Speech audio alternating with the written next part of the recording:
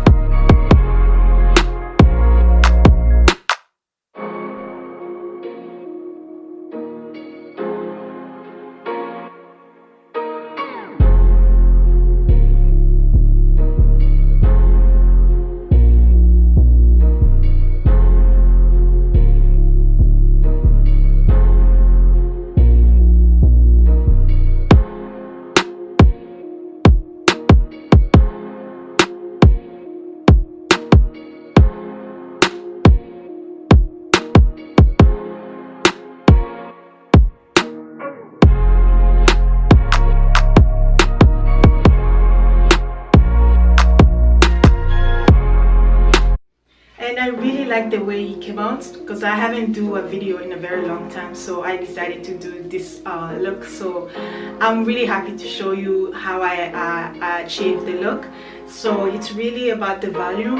You can have shorter hair, long hair, but if you know how to get the volume so your hair can pop, yes. So thank you guys for watching, and I hope you guys enjoyed this video. And don't forget to subscribe to my channel, and I'll see you next time with my new video. Bye bye.